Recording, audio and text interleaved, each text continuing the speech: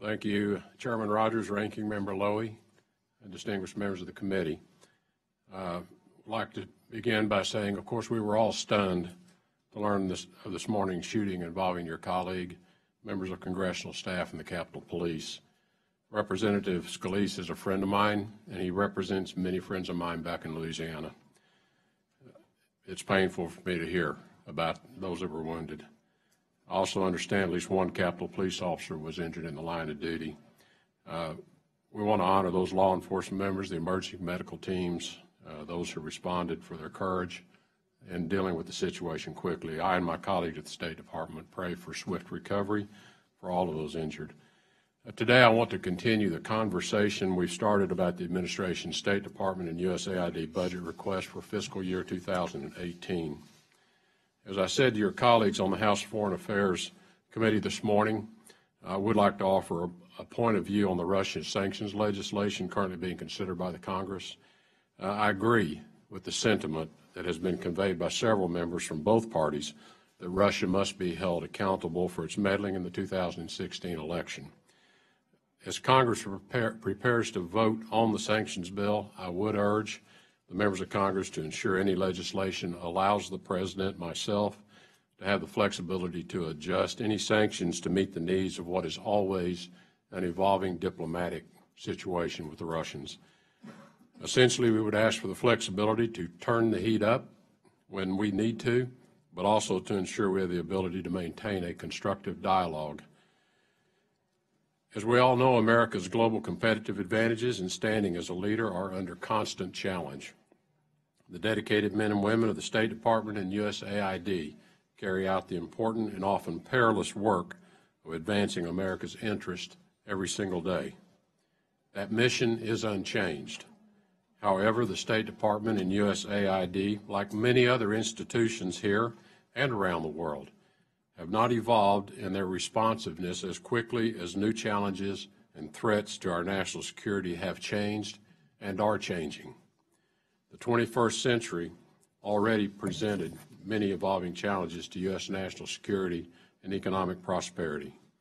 We must develop proactive responses to protect and advance the interest of the American people.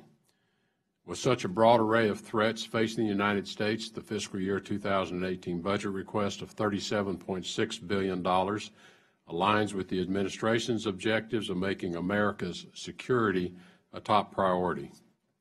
While our mission will also be focused on advancing the economic interest of the American people, the State Department's primary focus will be to protect our citizens at home and abroad. Our mission is at all times guided by our long-standing values of freedom, democracy, individual liberty, and human dignity. The conviction of our country's founders is enduring, that all men are endowed by their Creator with certain unalienable rights. As a nation, we hold high the aspiration that all will one day experience the freedoms we have known. In our young administration's foreign policy, we are motivated by the conviction that the more we engage with other nations on issues of security and prosperity, the more we will have opportunities to shape the human rights conditions in those nations. History has shown that the United States leaves a footprint of freedom wherever it goes. Ensuring the security and prosperity of the American people and advancing our values has necessitated difficult decisions in other areas of our budget. But even having made hard choices to reduce funding, we will continue to be the leader in international development, global health, democracy and good governance initiatives, and humanitarian efforts. If natural disasters or epidemics strike overseas, America will respond with care and support. I am convinced we can maximize the effectiveness of these programs and continue to offer America's helping hand to the world. This budget request also reflects a commitment to ensure every tax dollar spent is aligned with the Department's and USAID's mission-critical objectives.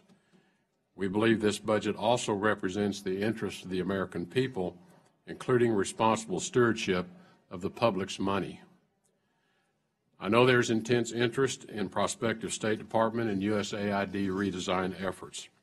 We have just completed collecting information on our organizational processes and culture through a survey that was made available to every one of our state and USAID colleagues, as well as through individual listening sessions.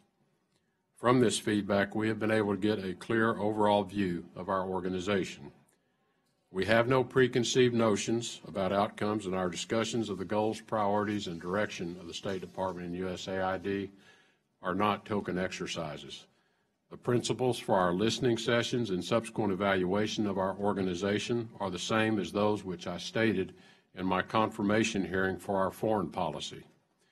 We will see the world for what it is, be honest with ourselves and the American people, follow facts where they lead us, and hold ourselves and others accountable.